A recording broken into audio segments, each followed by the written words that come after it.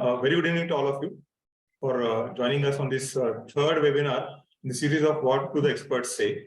As you know, in the last two Wednesdays, we have covered two topics. First was on personal genomics, and second was on genomics in cerebral palsy. And today we move on to the third session on this What Do the Experts Say. And today we have an interesting talk on recent advances in the treatment of Duchenne muscular dystrophy. I would request Dr. Shefali Gulati, President AOS in India, to introduce the topic and the speaker and the two experts we have today to discuss this interesting topic. Over to you, ma'am.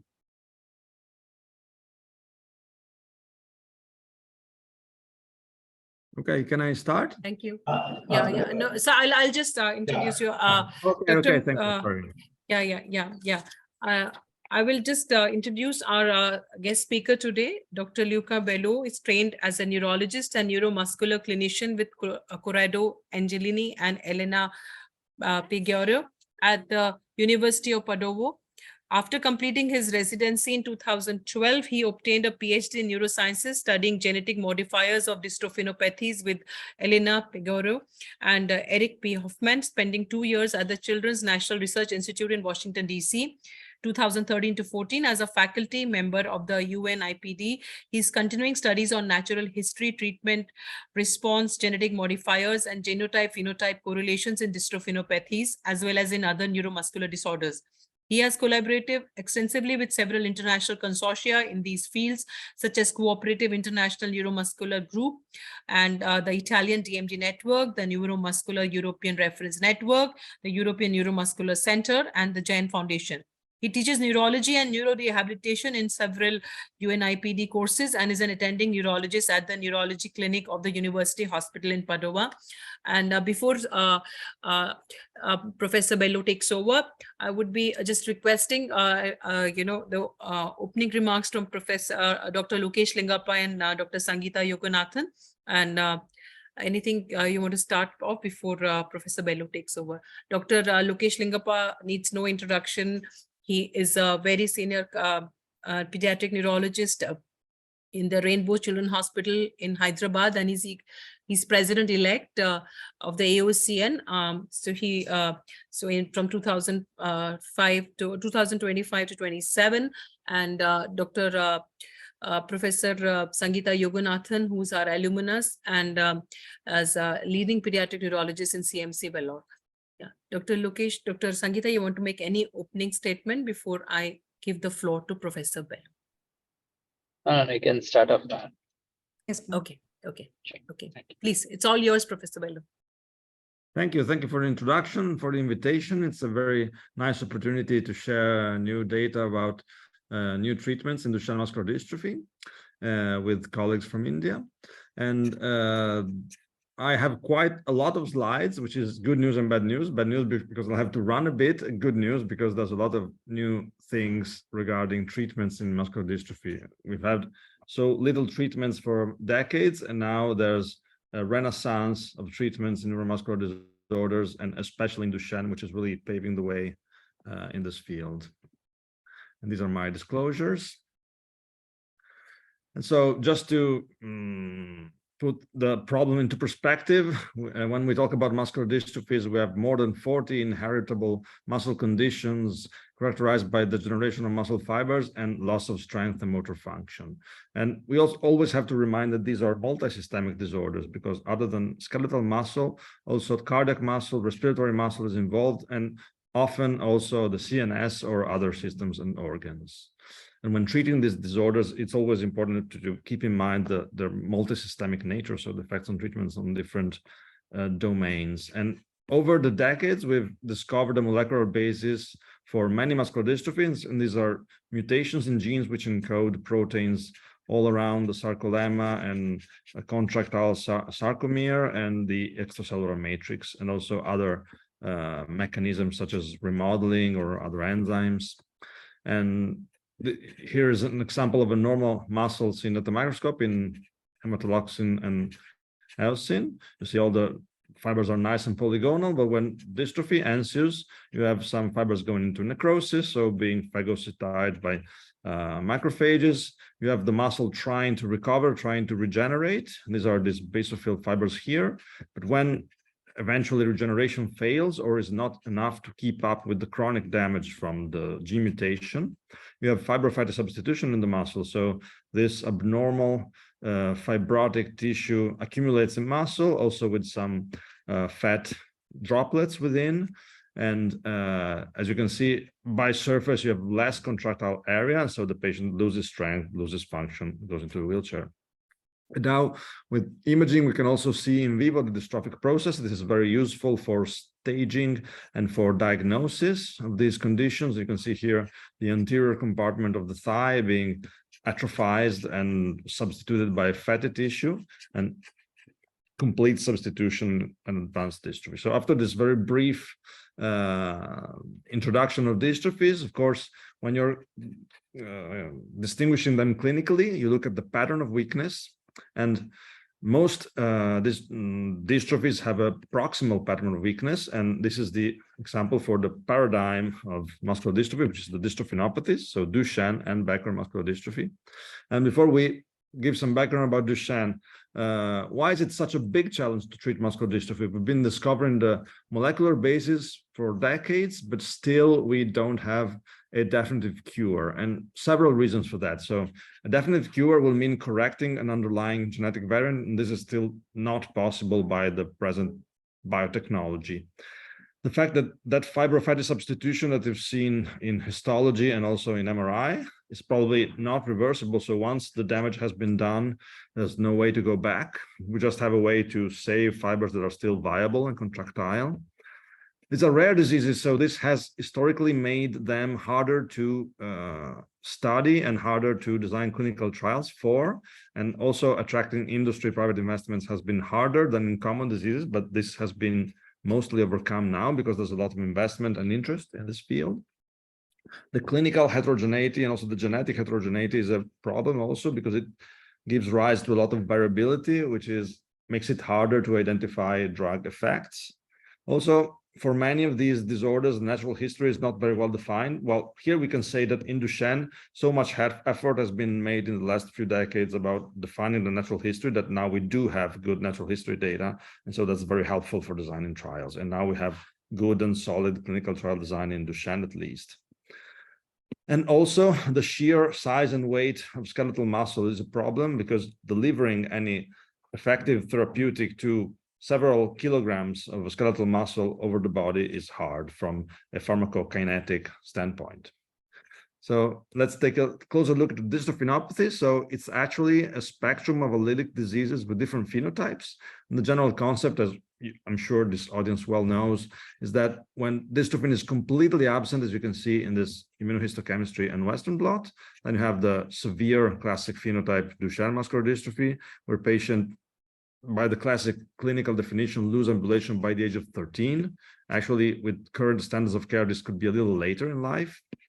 And conversely, when you have some dystrophin, which is quantitatively reduced or qualitatively reduced with internal deletions, usually, some dystrophin gives rise to a milder phenotype, which is called Becker muscular dystrophy. And some Becker patients might have an important, relevant muscle weakness, but some also a virtually normal or subnormal phenotype with just mild weakness and high CK. And what kind of mutations do we see in the dystrophin gene? This is very important because with precision medicine and molecular treatments, it's often important to know exactly what mutation the patient has before treating them and before making them eligible for treatment. So you can see that 2/3 and even more of 2/3 of Duchenne patients and even more of Becker patients have large deletions, which involve one or more exons of the large dystrophin gene. A few might have duplications, so different rearrangements.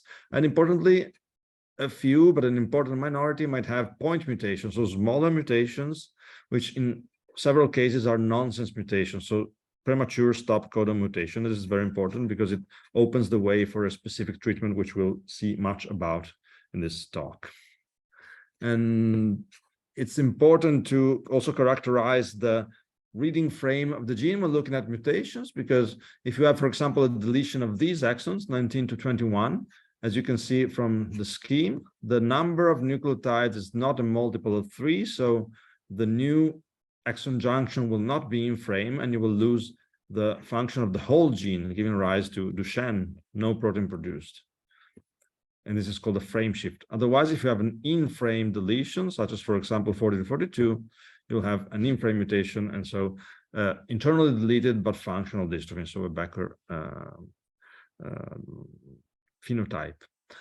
And the first diagnostic test, let's see something about diagnosis after when you suspect a dystrophinopathy. It's a quantitative test based on probes that quantify the copy number of exons, and that way you can easily identify deletions, duplications, also in female carriers. For example, here, sorry for some Italian that has remained in the slides, but the concept here is that for each of the 79 exons, you have a quantitation, which is 2 copies for a normal female in this case, just 1 copy for these exons, so you identify a heterozygote deletion.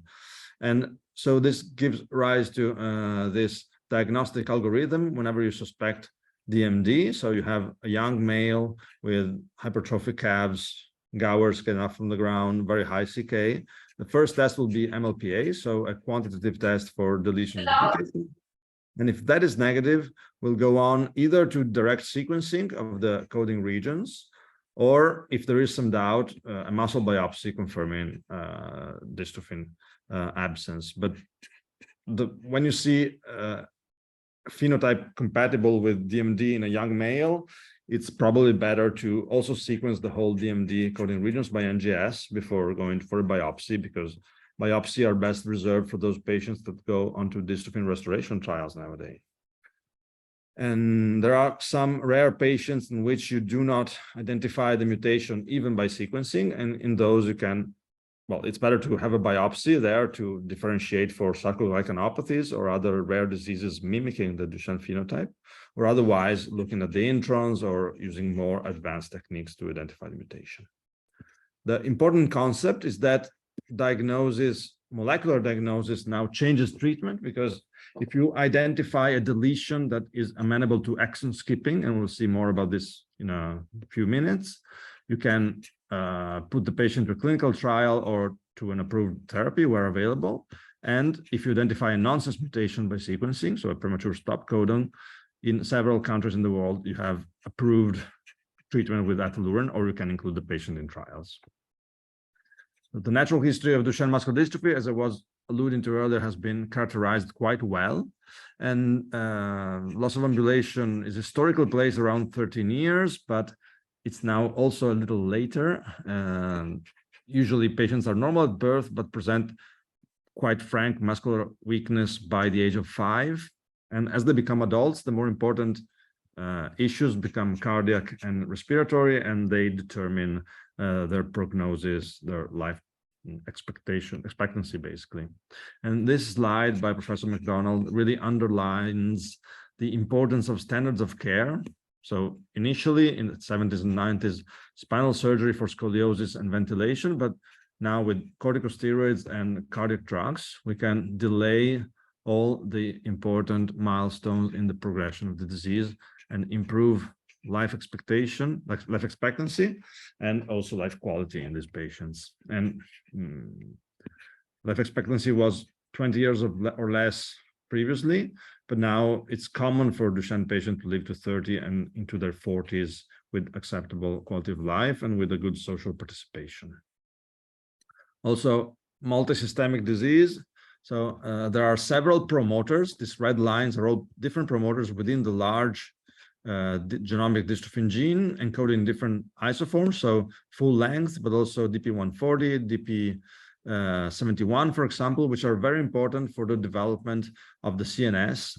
And DP71 is ubiquitous and constitutionally expressed in the CNS. And this accounts for a neuropsychiatric phenotype of dystrophinopathies.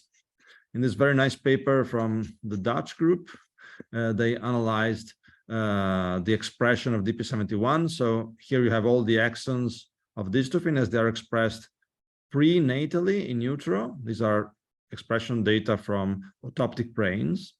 And after birth, up to adults, as you can see, here is the promoter for DP140. So it's especially expressed during development. So very important for neuronal migration and maturation. DP71 is expressed constitutionally in all life. And the full-length dystrophin is expressed pretty much after birth and in adults. And this is concentrated especially in the deeper parts of the brain. So depending on which mutation disrupt different promoters and different dystrophin isoforms, you can have different neuropsychiatric comorbidities in dystrophinopathy, which is very important for quality of life and modulating the phenotype. Language delay is the most common, but you can have other neuropsychiatric disorders, and they tend to overlap and accumulate more as the mutation becomes more distal, so it disrupts more isoforms of dystrophin. So just a quick mnemonic for improving and making more early the diagnosis of DMD. So M muscle, M for motor milestone delay, U for unusual gait, S for speech delay, C for CK, which you should dose as soon as possible to identify muscle damage. And all of this leads to an early diagnosis of DMD, which is better for standards of care and novel treatments.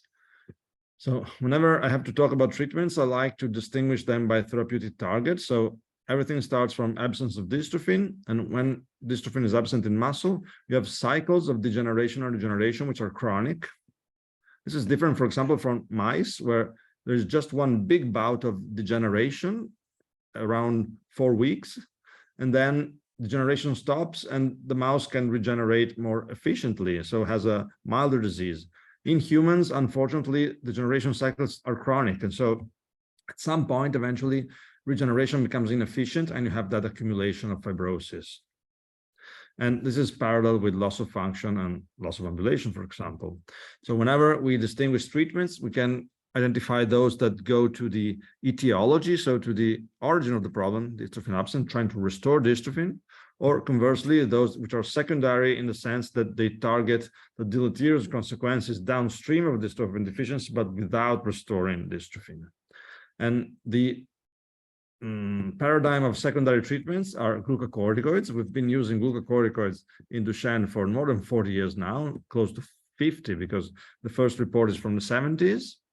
And there are very, very high quality pieces of evidence now that steroids delay loss of ambulation, but also delay loss of upper limb function, loss of respiratory and cardiac function by several years. And despite some side effects, they are advantageous in Duchenne muscular dystrophy. Their mechanism is complex and not simply anti-inflammatory. They modulate gene expression in muscle in a complex way.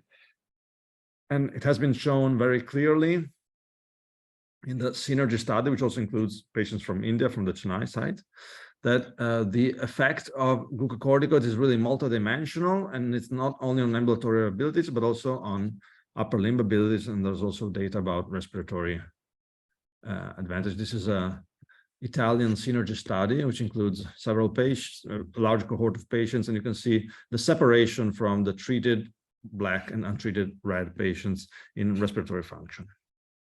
A lot of side effects are possible over the course of the chronic treatments, but these are all side effects that we can proactively prevent and counteract during the history of patients, and we can manage them and intervene, for example, with vitamin D supplementation, other drugs for osteoporosis, dietary advice, and so on and so forth. And recently, a very large international study sponsored by the NIH has been published, the 4DMD study, proving that the daily administration regimens of glucocorticoids are the most effective. And prednisone and deflazacort, the two most used drugs, are very similar in efficacy, with some advance in tolerability for deflazacort, because it gives rise to a slightly reduced weight gain as compared to prednisone, while intermittent regimens are less effective. And so DMD really can function as a paradigm for the treatment of all muscular dystrophy, and it functions as a trailblazer in the field, so to speak. It has a relatively high frequency as opposed to other dystrophies, so we can recruit relatively many patients in clinical trials. It progresses fast, which of course is hard on the patients, but it allows for more significant clinical trials in the shorter term. The phenotype is relatively homogeneous, more homogeneous than Becker, more homogeneous than limb-girdle muscular dystrophies, where there are more missense mutations, for example, in different isoproteins, while in Duchenne, usually all patients have no dystrophin. When all patients share the same biochemical condition, that is dystrophin absence. And of course, we hope that all that we, or much that we discover in DMD will be applicable to BMD and maybe to other patients with rarer muscular dystrophies. Vamorolone is a new drug, which is an evolution of corticosteroids, because it's basically a chemically modified steroid-like protein, small molecule, which loses the ability to dimerize the receptor. And in that way, the receptor does not activate a lot of changes in gene expression that gives rise to many of the side effects. For example, growth stunting. You can see that the animal treated with prednisone is smaller, while the animal treated with the new drug is as large as the one treated with placebo. Or osteoporosis. In this micro CT, you can see that prednisone gives rise to reduced bone thickness, while with the new drug, this does not happen, with retained efficacy on treating the severity of the muscle disorder. And this drug has now gone to phase 2A and 2B study with very promising results, which are similar to prednisone in efficacy.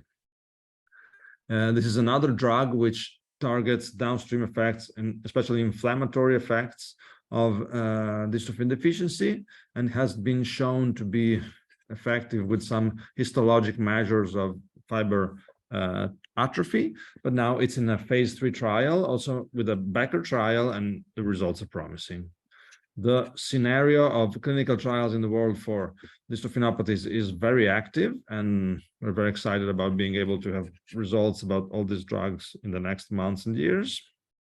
And let's now look at some of the etiological treatments. So what is exon skipping? So this is a schematic of a region of the dystrophin gene. So normally you have all the normal exons in sequence, interspersed within the introns. And of course, splicing cuts and splices the exons together so that the ribosome can read, produce the protein, and there you have a normal dystrophin. But when there is an out-of-frame deletion, such as the deletion of exon 50, when exons are spliced into each other, you have a frame shift, and so the ribosome stops and cannot understand anything after the frame shift deletion, and you have no dystrophin and the severe damage in the muscle, the Duchenne phenotype. Paradoxically, a larger deletion, so you lose more genetic information, but if the reading frame is maintained, splicing gives rise to an in-frame transcript, and so you have some dystrophin that is shorter, missing a piece, but still functional, and so you have an altered dystrophin and a Becker, a milder phenotype. So what exon skipping aims to do is to mask from the splicing machinery one exon, which is bordering an out-of-frame deletion, in order to bring that deletion back into frame. So exon 51, in this case, is skipped, is not recognized. And so you can have this 4952 junction, which is in frame and gives rise to a BMD-like protein, which can help to make the phenotype more mild. And the proof of concept for efficacy of these treatments has been shown earlier in the 2000s. And these are the studies about systemic administration and dose escalation of oligonucleotides for exon skipping, which were very promising, with evidence of skipping in muscles around the body. And what has been harder despite the molecular efficacy, was the delivery of an adequate quantity of AONs to all muscles in order to obtain a clear clinical efficacy.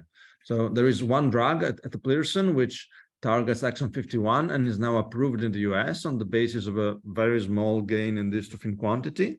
But clinical data derived from quite small studies, for example, this extended phase 2 study of 12 patients, which compare to a selected natural history cohort amenable to skipping of the same exon, has been shown to be stabilized, at least in the distance of 6-minute walk test.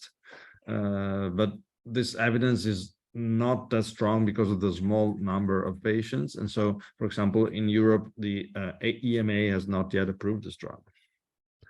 And it will be a challenge in the next years to show the efficacy in larger populations, or study new molecules which have better penetration in muscle, such as peptide conjugated AONs, and hopefully those will be more effective. And let's take now a deeper look at another strategy, which is a targeted molecular therapy, and that is stop codon read-through.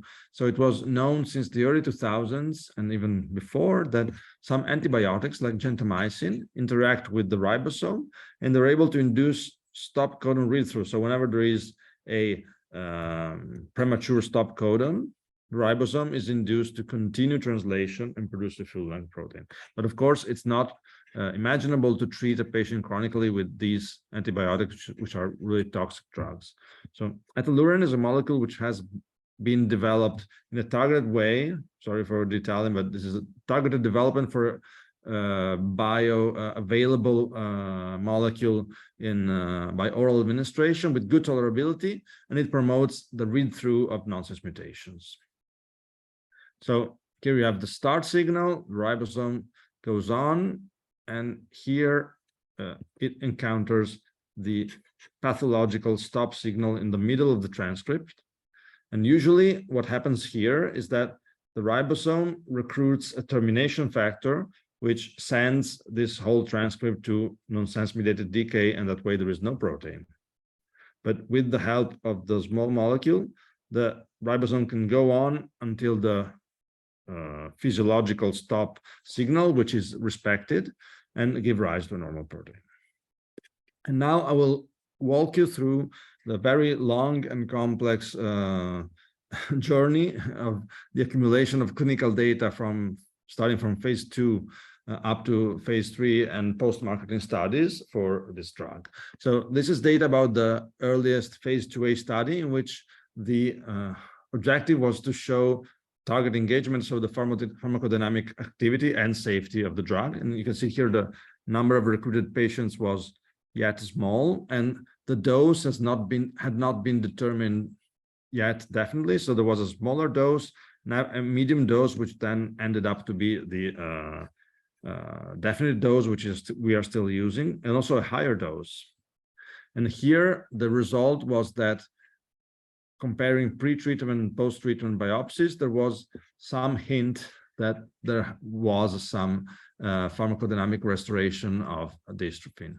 Of course, because of technical problems, the quality of the data was not probably ideal. And so this data has later been compounded by another study, which I'll not show you today, but the study 045, which has shown stronger data about the reconstitution of dystrophin with stop codon read-through.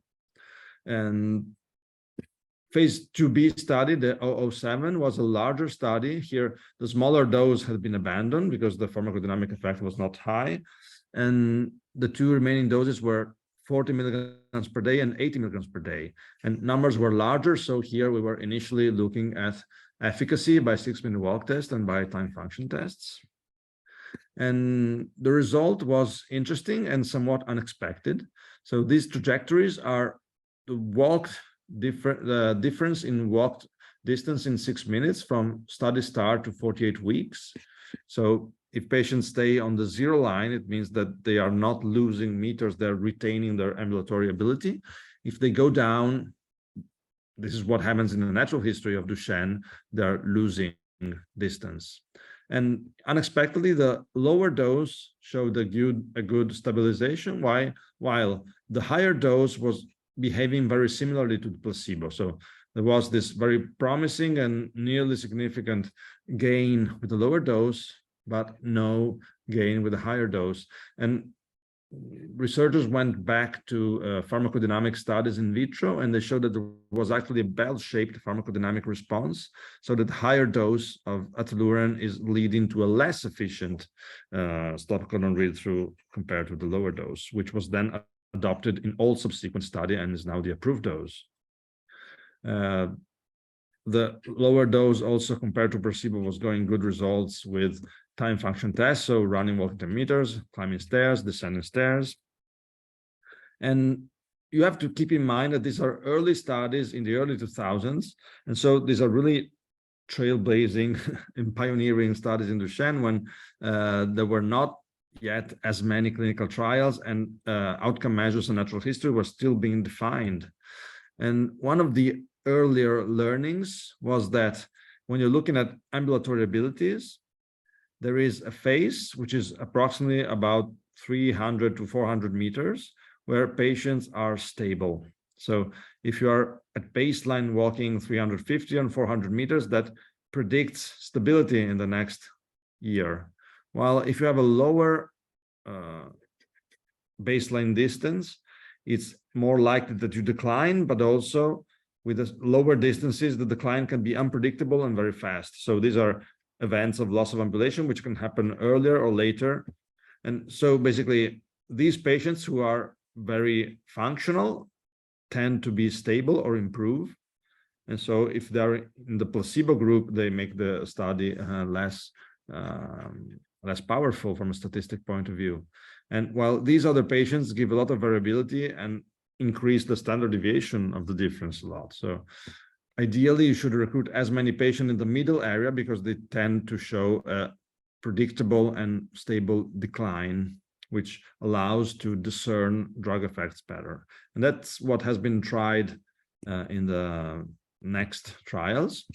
This pivotal phase 3 trial was really aimed at showing the efficacy of ataluren, and of course, as a typical of a phase 3 trial, the number of patients was larger, and there was also an extension, and the primary endpoint was the change in walk distance, with exploratory and secondary endpoints for North Star, ambulatory assessment, which is a motor scale, and time function tests. And in the whole intent to treat population, so including, so to speak, all of this complex range of ambulatory patients, there was some separation between treated and placebo, but the primary outcome was not statistically significant. However, looking at and this is the same for, but with somewhat better results for the time function tests, because as you can see, patients on placebo were losing more speed in performing all of these tasks.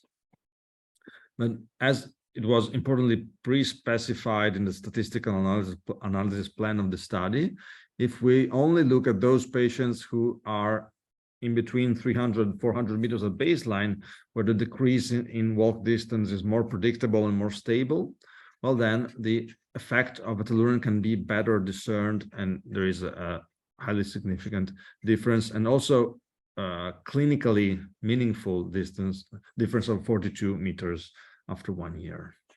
And this is one of the main data points that led to approval of ataluren. And also with the North Star ambulatory assessment, there was a difference in favor of ataluren. And this is an interesting analysis because a nice thing about North Star ambulatory assessment is that all of its items, which you can read here, hopping, standing on heels, running, jumping, are somewhat clinically meaningful for everyday life of young kids. And the scoring is very simple. So 2 means that the patient performs the task normally, 1 that they have to compensate somehow, and 0 that they lose the ability to perform that task.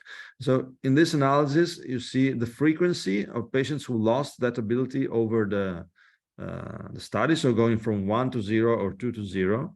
And this is, of course, very clinically meaningful, maybe more than walking 10 or 20 meters, more or less. And you can see that it was really less frequent to lose ability to perform tasks when you were in the active arm of the study rather than placebo. And all of this was compounded by a very reassuring safety picture, because the overview of treatment emergent adverse events shows us that all the frequencies are very similar between placebo and treated, and all of these are events that are common in the age range and Duchenne pathology. And I must say that in summary, you have to be careful about triglycerides because there can be a rise in triglycerides with treatment, but that is usually not a concern and does not lead to discontinuation of the treatment. And this is also an overview of side effects, but now for time's sake, I will go on. More studies have been conducted about safety and pharmacokinetics in a younger age range, because initially the approval by EMA and also all the studies were focused from 5 years on and ambulatory patients. And this study of safety in the 2 to 5 years of age range defined that the pharmacokinetics were really similar in this younger population, and also the safety picture was reassuring and similar to older kids. And so this led to the approval by EMA of the drug, also starting from 2 years in ambulatory patients. Of course, efficacy is harder to look at in this younger and smaller cohort, but it also seemed that the treated population was doing a little better here. And so, sorry, I have to correct myself because this was an open label study. So there was some improvement after treatment, but of course, in the younger age range, it's normal for young patients to improve because they're in their developmental phase, but safety was the primary objective in this study. As I mentioned earlier, since 2013, 2014, this drug has been approved in Europe by the EMA, and so and also other countries around the world. So there have been several patients treated in real world with commercial drugs, and in collaboration with TreatMD, PTC has tried to collect scientific and rigorous data about these real-world treated patients. And this has been done to a post-marketing study, so a phase 4 study, which is called the STRIDE registry. And the design of this trial is basically a large open-label study, following patients up for up to 5 years, but also collecting retrospective data for some patients, because they might have been on treatment for years before signing the consent. And centers were allowed to include their data from before signing the consent. So it's basically a very long-term real-world study about safety and efficacy. And this is a schematic of participating countries around Europe and the area. And there are different populations which we can analyze. The more important are the as-treated population. So all those patients that are actually Duchenne males with a nonsense mutation, which are the large majority. And also the effectiveness population, which are patients with no missing data that can be effectively compared to external natural history cohorts. If you look at the demographics of the STRIDE study, you see that the mean age at recruitment was around 9.2 years. So within the ambulatory range, this makes sense because commercial drug is given 90% of times to patients who are ambulatory, because that's the label for the drug. And also the vast majority of these patients were on corticosteroids. And this is also reassuring because this is the standard of care in dystrophinopathies and in Duchenne, and it is reasonable and the standard of care to associate ethylurine to glucocorticoids because the pharmacodynamic effect is completely different, and so the two drugs work well together and increase each other's efficacy. And there are different regimens, of course, but the most common were daily regimens or either deflazacort or prednisone. And this is very similar to what we see in phase 3 clinical trials. And the real important thing about the phase 4 study is that we have a lot of longitudinal data of exposure to the drug, because this is very long treatment. So if you put together all the years of treatment in all patients, it's more than 1,000 patient years of treatment. So we can say that we now have long-term data about ataluren exposure, and so we can be very reassured that the safety profile is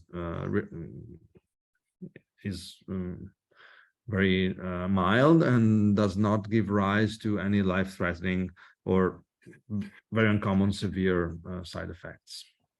And as I mentioned earlier, looking at triglycerides and the lipid profile is the most important thing. And there are several ways to look at efficacy in an open label study such as this. So one way is to compare to the phase 3 study. And so, of course, the phase 3 study had a somewhat smaller age range at inclusion. So I'll go a little faster here. We are just looking at patients who are 5 years or older and not at the younger 2 to 5 years of age population in STRIDE in order to make them more comparable to the phase 3 study. And this way, we can see that the demographics between the open label phase 4 study and the two arms of the phase 3 study become pretty comparable because average age is pretty much the same. And also the other demographic metrics are very similar. You can see 100% of steroid treated in the phase 3 study and very close to 100% in the post-marketing study. And when we look at efficacy goals, so we can take in the open label registry, 6-minute walk distance at baseline after 1 year. And you can see that here patients appear to be stable after 1 year, which is quite similar to treated in the active DMD study and better than the placebo arm. The reason for the STRIDE registry patients being slightly better than the treated patients in the phase 3 study is probably that this population includes some younger patients aged from 5 to 7, which are not included here. And those could still be improving their 6-minute walk test distance. And of course, the same is true both for demographics and for efficacy for North Star Ambulatory Assessment, so a motor scale. And so the STRIDE registry population is doing best, followed by phase 3 treated and placebo. Another way to look at the data is to compare to natural history. So observational study measuring motor function over the years. And as I mentioned earlier, the Cooperative International Neuromuscular Research Group Duchenne Natural History Study is one of the largest studies of Duchenne natural history in the literature. And of course, the inclusion criteria were very broad and so pretty similar to the STRIDE registry, which was also very inclusive. And the best way to do external controls such as these is to use propensity score. So rather than comparing to the whole control group, which is usually larger, you can analyze different covariates which are relevant for the outcome in the treatment group. And this is summarized by the propensity score matching methodology by an algorithm in one number. And then the individual with the closest, most similar number, so propensity score in the control group, is selected 1-to-1 to be the control of the other individual in the treatment group. And that way you get groups with the same n number and very comparable by several relevant covariates. So this is like simulating a randomized control trial with external data. And this is now considered the gold standard way to use external controls. And so the propensity score matching was performed to identify those natural history study patients who are comparable to STRIDE. And what were the relevant covariates which gave rise to the calculation of the propensity score? Age at onset, because we know that Duchenne with earlier onset tend to do worse. Age at initiation of corticosteroids, and then the total exposure to corticosteroids, because we know that corticosteroids delay loss of ambulation. And then several outcomes were evaluated by survival analysis, time to event analysis. And this is a slide showing that after propensity score matching, some significant differences in demographics between STRIDE and the external natural history cohort were eradicated. So there's no significant difference at the end, and N is the same, 241 against 241. This way we can compare, for example, loss of ambulation between the two populations. And we can see that in STRIDE, median loss of ambulation, so the age at which 50% of patients have lost ambulation is about 18 years, which is quite later than what we said at the beginning of the lecture was typical for Duchenne, 5 years later, while in Synergy, it's actually similar to that 13 years that I was mentioning earlier. So this 5-year difference in loss of ambulation, of course, can be also due to some other selection biases, because this is not a randomized study. And it could be that for some reason, STRIDE patients were selected, for example, among more ambulatory patients, because that's the indication for the drug, but it's surely also due to an important drug effect. And this can also be seen with respiratory endpoints. So here we're looking at the age at which forced vital capacity becomes lower than 60%. And this is an important event because it means a risk of nocturnal hypoventilation. And this tends to be almost 2 years later with exposure to Eteluren treatment. And if we look at below 30%, which is a common indication for nocturnal ventilation, then we have a smaller number of events in the younger STRIDE population, but you can still see a significant separation between the two curves, so pointing to some protective effect of the drug. So in summary, for the STRIDE registry data, this is an ongoing international study evaluating real-world safety and effectiveness of Eteluren. And comparing this to the phase 3 study, we show a delay in decline of motor function. And comparing them to natural history, we can see a delay in loss of ambulation and loss of pulmonary function, all of these with a good safety profile. And this is breaking news somehow, because it's not yet published as a research paper, but a new phase 3 study has recently been the results of a new phase 3 study have recently been broadcast by PTC, and this has been done at behest of the EMA in order to confirm the provisional approval of the drug. And the design of the study is pretty similar to the other phase 3 study. So you have the standard dose against placebo in males 5 years or older who are ambulatory, and patients were recruited outside the area in which the drug was approved, of course, because you cannot do a placebo-controlled study with an approved drug. And as I was mentioning earlier, a lot of attention was given to recruiting patients in the optimum window of disease progression for a 1-year study. So not too advanced and not too stable. And also there were key subgroups with a baseline 6-minute walk test between 300 and 400 meters. And the analysis that was used to as a primary endpoint was a complex but very sensitive mixed model repeated measure analysis, taking into consideration many important covariates which we've been seeing along this presentation.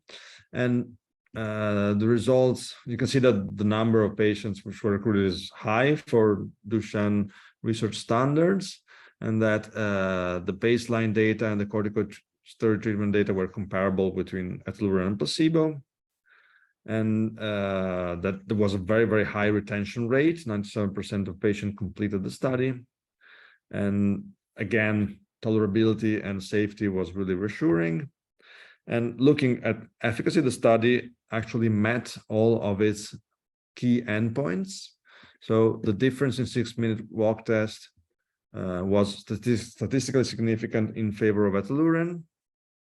Also with the new analysis of rate of weekly change. And also with the North Star Ambulatory Assessment, there was a difference in favor of Eteluren, with Eteluren patients losing less function. And the same was true for time function tests. So now, of course, the effects were larger in the more sensitive pre-specified subgroups. And for the time cycle, go a little faster, but you can see that the rate of decline was lower with Eteluren, and this was more true for the pre-specified subpopulation between 300 and 400 meters. And also, if you look at loss of function in all the North Star items, this is in favor of Eteluren in all cases. And also the time to a stable 10% worsening of 6-minute walk test, which is clinically meaningful, is slower and delayed with atlurin. I think it's time now to go on. Just to wrap up with the atlurin data, we have a confirmation for this recent phase 3 study that there is a treatment benefit in Duchenne patients. And just to finish the presentation, I'll give a quick hint at gene therapy. This is not yet approved, but very promising for all Duchenne patients, so not just deletions like exon skipping, or not just nonsense mutation by stop codon, such as with stop codon read-through, but for potentially all patients. So the idea is to deliver a functioning copy of the DMD gene by an adeno-associated viral capsid, which functions as a transfer. Then this is included as an episome in the nucleus and translated into mRNA, which gives rise to a functional protein. The problem with the DMD gene is that its sheer size, the coding region, is about 12 kilobases, and this is too much for AAV, which just hosts 4 kilobases. We have examples from nature, Becker muscular dystrophy patient with a mild phenotype and a large deletion. So that's defined as a mini dystrophin of 6 kilobases. This is still too big. So microdystrophins have to be engineered, which only retain the crucially important domains. So you see they all lose the C-terminal domain and most of the rod domain. There are different designs which have gone on to as many clinical programs in gene therapy. Of course, no one of them is perfect, because what nature has devised as perfect is full-length dystrophin, but that cannot yet be delivered to muscle. And all of these will have shortcomings, but still Becker, so short dystrophin, is much better than Duchenne. So it will be a success to stably express any of these dystrophins in muscle safely. Of course, it's also important to have a functional promoter. So these promoters derive from heavy chain myosin and also from CK, and they have the virtue of being highly expressed both in muscle and in the heart, which is also very important for duration of life and quality of life in Duchenne. And these serotypes of AAV are those who go into muscle and re-express dystrophin. So this is data from the Sarepta program showing pre-treatment no dystrophin and a good expression of microdystrophin post-treatment. And there is now gathering and more clinical data showing stabilization of clinical outcomes in the first weeks after treatment. And we have data up to 1 and now to 2 years. But the most solid data is after 1 year, showing an increase in the stabilization of time to rise, 10-meter walked after 1 year of treatment in favor of the gene therapy construct. Safety is really important, and there are some relevant safety issues with AAVs, and they're basically of 2 types. One related to innate immunity, and that's mostly caused by the capsid. So as I was saying earlier, one of the problems is that there is a lot of muscle. So that means a very, very large dose of viral vector, and that can activate innate immunity and give rise to organ damage, especially at the liver and kidney level. And that can be a problem. So all of these patients are treated with high-dose corticosteroids, and sometimes also treatment with anti-complement drugs such as eculizumab is being considered. And this is earlier when there is still a lot of capsid in the circulation. Later on, there is new microdystrophin protein, but then could be a problem for acquired immunity, because in patients which have some special deletions which include domains expressed by the microdystrophin construct, it could be that the adaptive immunity is activated against the new protein. And so that can translate into polymyositis or cardiomyositis, which is antibody driven and against the microdystrophin construct. So this has led to a modification in the inclusion criteria, and some deletions are now being excluded from gene therapy. But altogether, this is despite some also tragic mishaps. Some patients, a few little number, but some patients have sadly died from side effects of gene transfer. So we have to be very careful. But I think that now the community is going to the direction of better understanding and better controlling for these side effects, and that we will be able to implement safe gene transfer. So with that, I'll end, and I'd like to thank my all of my collaborators in Padova and the Italian DMD network and PTC for providing a lot of slides for the presentation about Ataluren, and all of you for your attention. Hope and haven't gone too long with time. No, thank you. That was amazing overview, because now with so many new, therapeutic options available with DMD, it's something of a lot of interest. Dr. Verma, sir. Dr. Verma, Dr. I.C. Verma is there. He's a very senior geneticist. Is there. And Dr. Lokesh and Sangeeta, please take over the discussion, please. Thank you, Dr. Bello, for the excellent lecture. What is the best time to start steroid in children with DMD? Will you recommend starting them when they're having a declining motor function, or in the plateauing phase, or early in the disease? How early do you recommend starting steroids? Very telegraphic, and answer is around 3 to 4 years of age. So I think that by the age of 5, if you have a typical Duchenne mutation and Duchenne phenotype, it's good to start, because it will help the kid to develop as best as they can their ability, their functional ability, and then that is like a reserve. So reaching a higher plateau of function will help them to decline slower in the following years. So even if the kid is still improving at 3 or 4, I would start corticosteroids. And I must say now, as there are more and more clinical trials, before I usually waited until the age of 4 in order to start, or at least when the patient could perform the North Star ambulatory assessment and the 6-minute walk test properly, because I like to have a good idea of evaluating the clinical efficacy.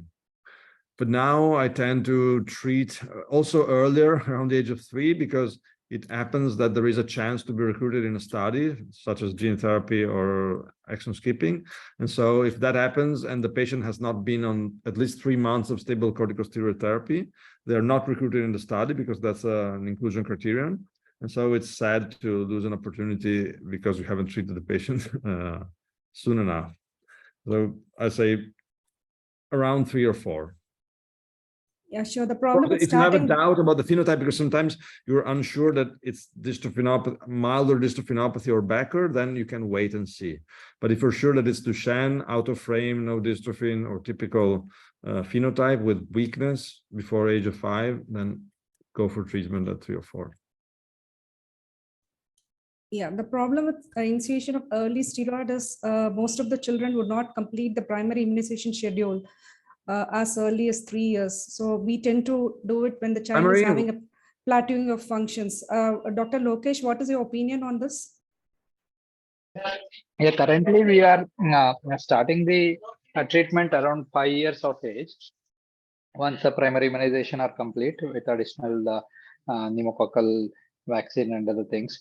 But if it gives a huge advantage of starting it early, I think if 3 to 4 years, that's what one of my question would have been, that whether it gives a huge advantage if you start at 3 to 4 years. Does it really postpone the loss of ambulation by starting early, or it is just for the purpose of considering them for other exon skipping therapies? So you need to have a stable course of steroids and to consider them starting early steroids. What do you think, Dr. Bello? So I think that if you had asked me this question 1 year ago, I would have been more in the 4-year range. I did not like to start much at 3. Because, for example, evidence from the 4DMD study started from 4 years, and I think that's very good evidence. And the inclusion criterion were 4 to 7.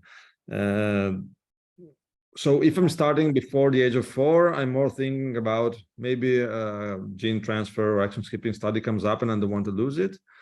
If I'm starting after 4, then I'm more convinced that it's actually for the effect of corticosteroids. So I acknowledge that there has been I've been influenced by the clinical trial in my practice, by the clinical trial environment, because before I also like to wait up to the age of 4.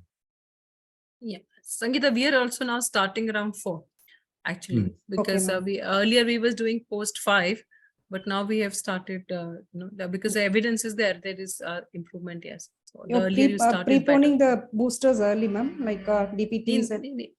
Do then that by the 3.5 that you give, and the other ones you can give later, and we give all those other vaccines before giving, no? Other vaccines option, the vaccines you start giving before starting on steroids. Sure. Do I have to answer? Sorry.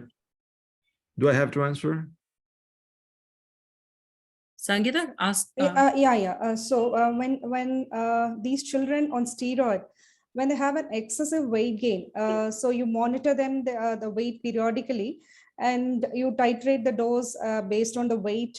Some of them tend to put on weight despite de-escalating the dose of steroids. Like you drop by 25%, and you call them for a periodic review, and again the weight still remains same, or it's in the increasing trend. So even after dropping to the minimum effective dose, if they tend to have a consistent weight gain, so how do you manage these kids? Despite optimization of the diet and exercises and on a minimum effective dose of steroid, if they still continue to have an increased weight gain, how do you manage these kids? For those who are resistant to everything, like reducing dose, counseling, well, it's a hard clinical picture, because then it really puts the patient and the family at a strain. I think there is no accepted, other than what you said, so dietological counseling and reducing the dose.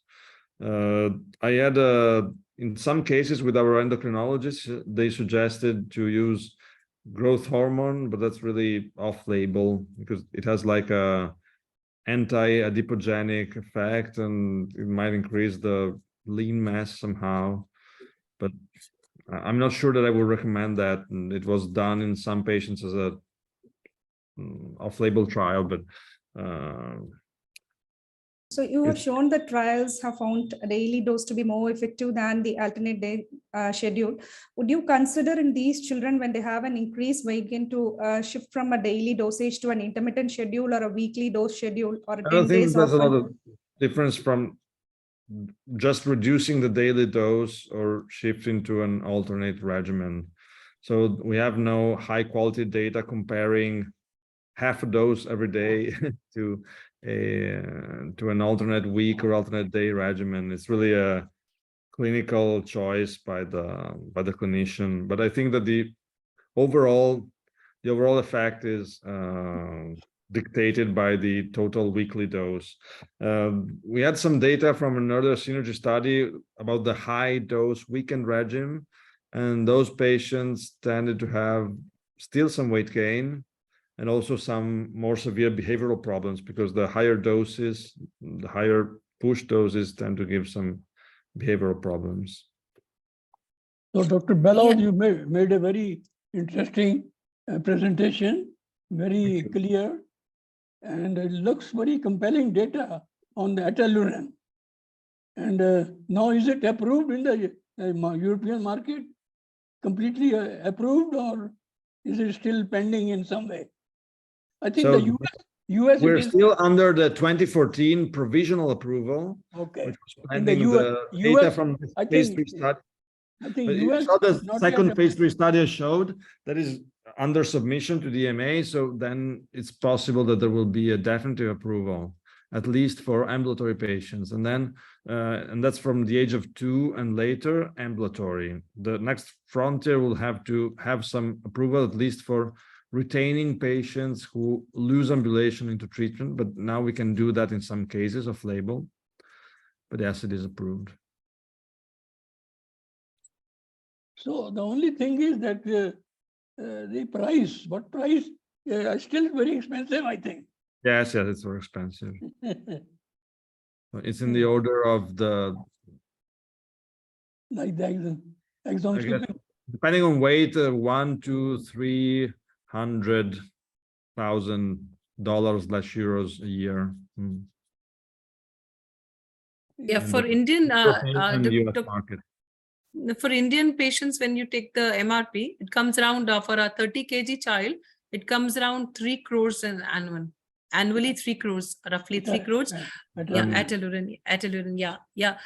Before we just go on to these newer therapies, I just wanted one clarification, Dr. Bello. One was that, yes, we had done a study in which we had shown that the intermittent is not inferior to the continuous one in the short-term one, but we have other studies which have shown that continuous is better in the long term. Yes, I just wanted to ask you the steroid which you use, whether you are using prednisolone or you're using deflazacort or you have certain specific indications, because the data has not shown clearly deflazacort to be superior in terms of efficacy. And secondly, whether you have experience with vamlurone.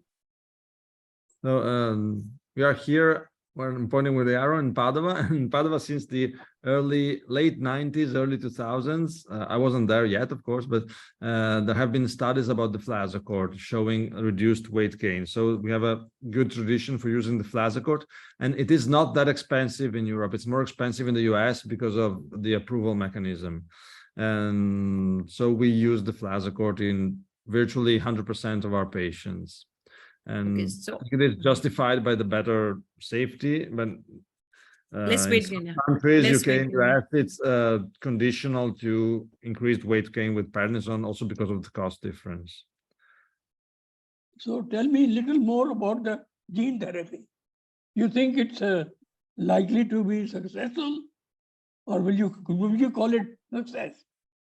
So the dystrophin quantity in some of the programs, especially the Sarepta program, are really impressive and very promising, I think, for efficacy. The first efficacy data are also compelling because, of course, it's hard to look at efficacy in this age range because it's in younger kids, so they're all improving, and also the placebo are improving. So you need some time in order to see the separation in efficacy. But I think that the data that are being published now are very promising.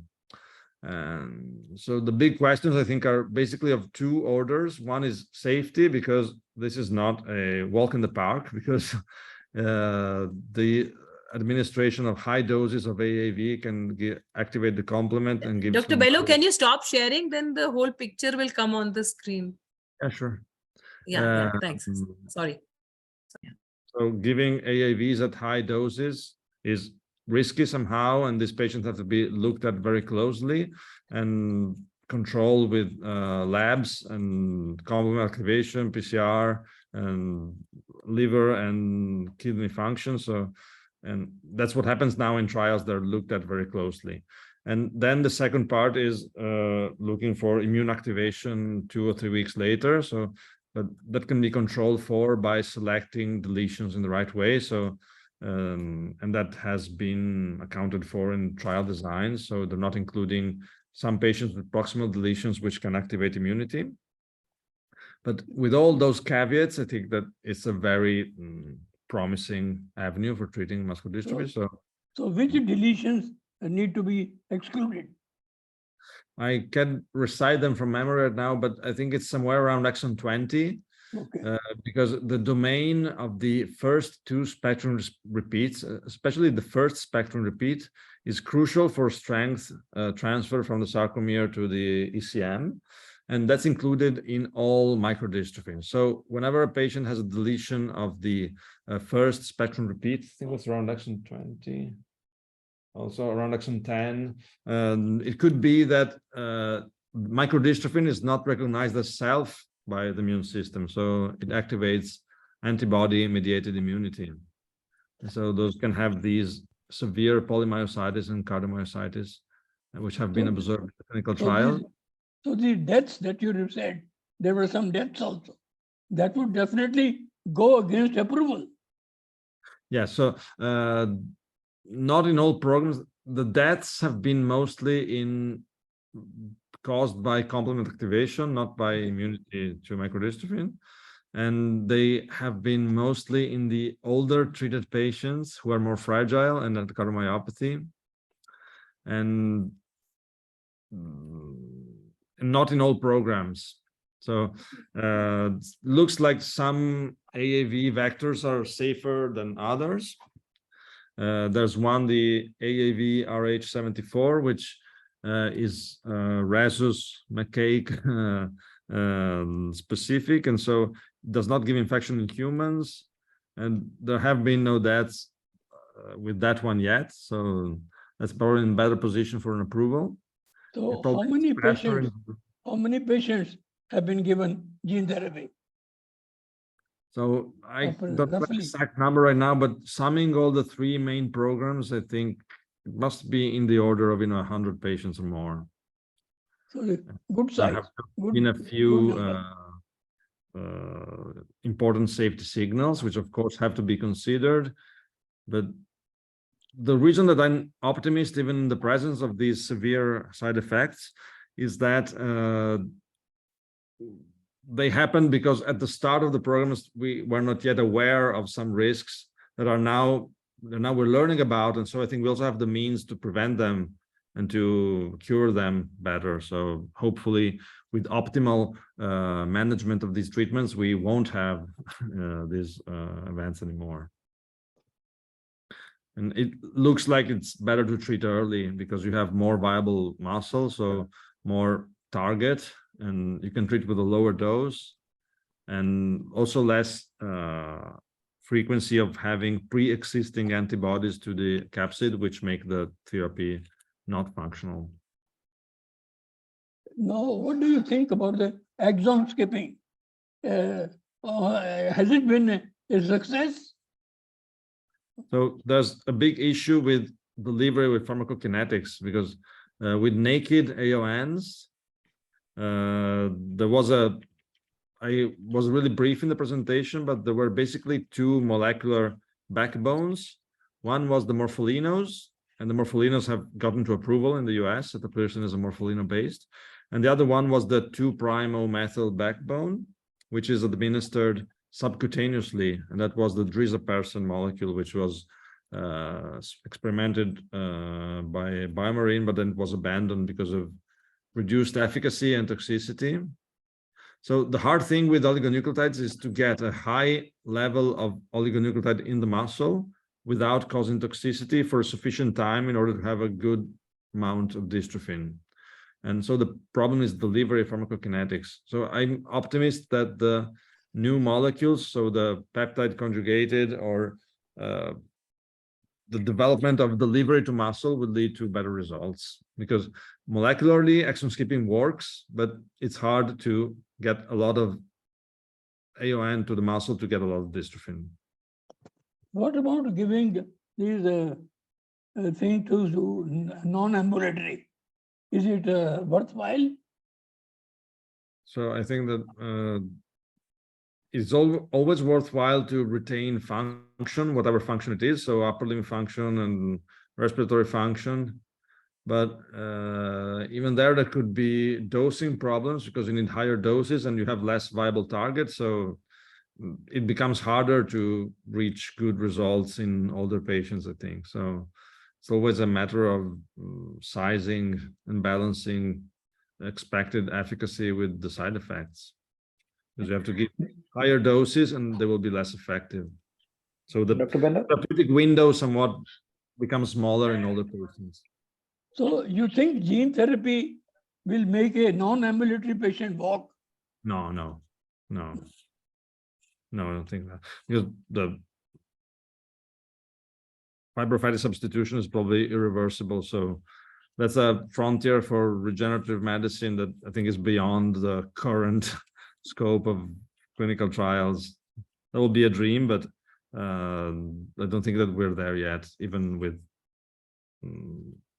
as experimental treatments. Yeah, there's one question, Dr. Bello. Yes, similar to what Professor Verma asked. If the child has become non-ambulant, he was on steroids, do you stop the steroids or do you continue the steroids? We continue, but with somewhat reduced doses. So by the time they become non-ambulatory, usually we have been titrating the dose to a lower dose, either because they gain weight more than it is advisable, and so we don't follow that gain weight by higher doses because it will be counterproductive. And also because Okay. after some time there will be some side effects, osteoporosis will become harder, maybe they have a fracture, and so we reduce the dose. So we keep them on steroids even indefinitely. Then we decide together based on perceived efficacy and side effects, the dose, and if to continue treatment. Some go off treatment, but the dose could be 0.1, 0.2, 0.3 milligrams per kilogram as opposed to 0.9, which we do at the beginning. So Okay. even very much lower doses. Sure. And Thank we you. have data that improves the respiratory endpoints and also the cardiac endpoints to some extent. Sure. Thank you. Do you suggest use of starting ACE inhibitors in children with DMD aged more than 10 years, even with a normal cardiac function as documented by echocardiography or a cardiac MRI? Yes, absolutely. Because there's good data from the French group showing that the prophylactic use is effective and it delays the occurrence of reduced ejection fraction and reduced contractility. So now around the age of 9 to 10, we start them all on perindopril with low dose at the beginning, 2 milligrams, then going up to 4 when they're older. And then it's titrated based on their follow-up echoes or MRIs. When we have worsening or some doubtful clinical picture, we try to record to MRI, which is very sensitive in characterizing fibrosis with gadolinium. So then we adjust the treatment. Also, if they have arrhythmias, we use beta blockers, or if their average frequency is too high, we use beta blockers in order to reduce their working load of the myocardium. And also potassium sparing diuretics are also useful for reducing fibrosis and for improving their function when they're more when their ejection fraction goes lower.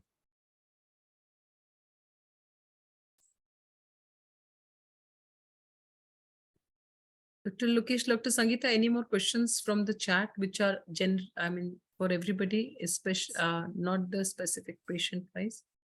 You want to ask any other questions?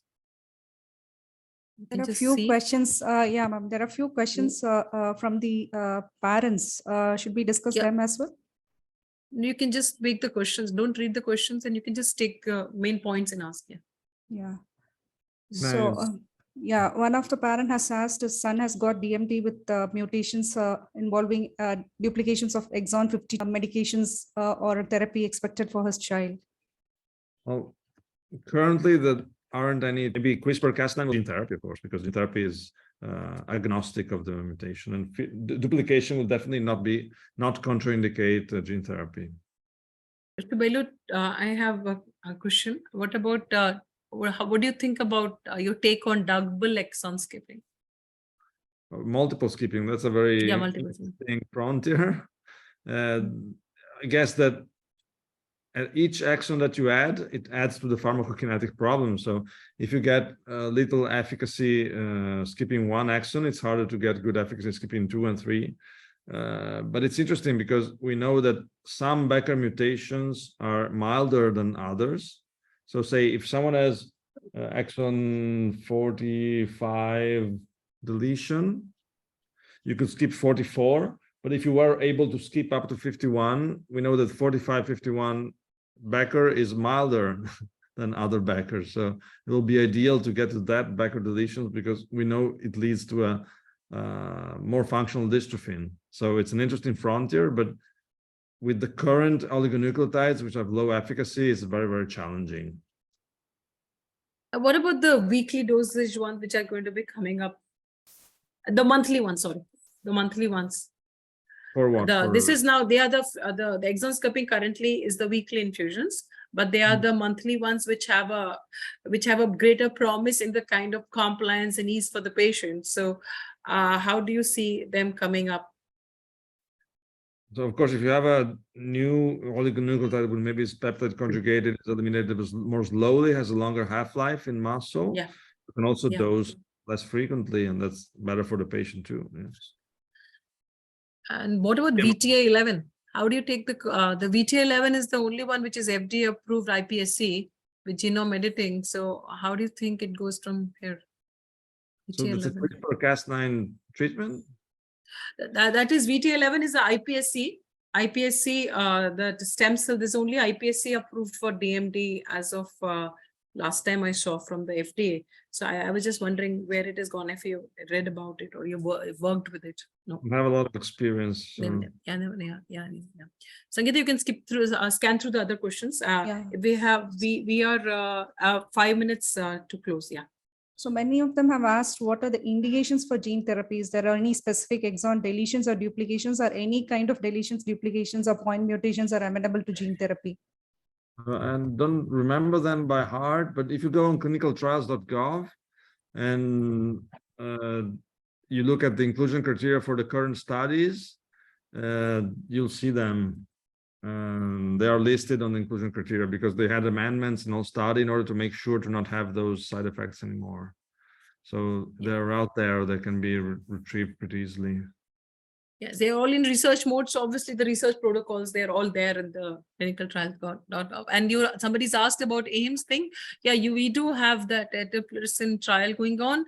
Currently, the inclusions will be still, initially the inclusions were stopped because they had reached one number, but now they'll be restarting for some more patients. But that's about it. Anything else, Sangeeta and Dr. Lokesh, you want to just go through it? Any more questions? Are there any trials ongoing for finding efficacy of exon skipping in non-ambulant patients? Is there any existing evidence? I think so, because they are doing extension studies, but also designing longer term studies in also the non-ambulant population, because of course it's important to show, for example, retention of upper limb function by treating also non-ambulatory. So yes, there are several studies also in the older age range. What do you do for BMD personally? Well, we're going to start a vamorolone trial in BMD because the reason that we don't give steroids regularly to BMD patients is that you need a longer treatment to reach a good benefit. And that longer treatment gives rise to increased side effects also in the adult population. But with vamorolone, which has a better ratio between side effects and effectiveness, it's very promising for Becker's, and we're going to start a 2-site Pittsburgh, US and Padua study on vamorolone. We're very excited about that. So Also, what's the name there's of been a the study with givinostat, which I showed earlier in Becker's, and it was also quite promising. And technically, there will be no obstacle to giving gene therapy to Becker's, but I think you have to be very, very careful with gene therapy in adults because they will have antibodies to some vectors and you need higher doses, so be very careful with safety.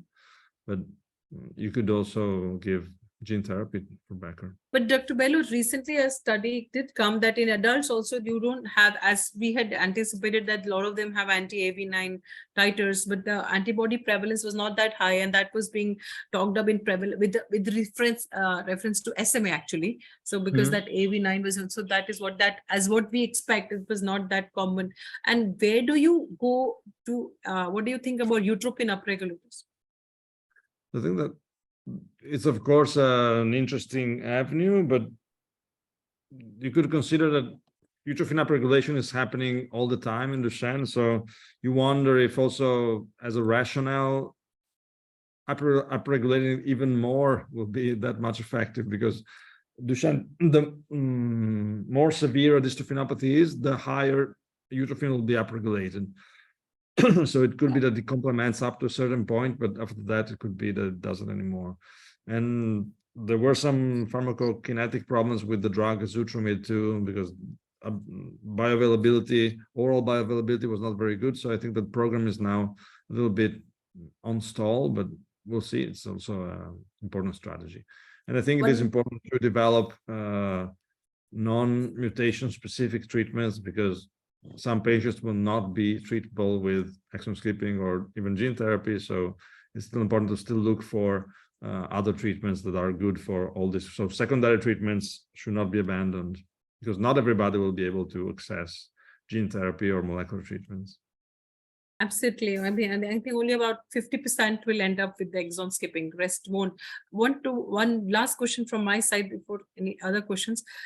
Do you think combination therapy, I know there's a cost effect, I'm just theoretically asking, combination therapies like of replacing dystrophin and the other ones which are acting on the inflammatory and the reactive oxygen species, can you combination of two, you think will have a better possible impact on these children? Because we don't have that great a functional improvement happening with all these exon skippings and all. I mean, you are having, all of them are having benefit, some but the extent, yes. change.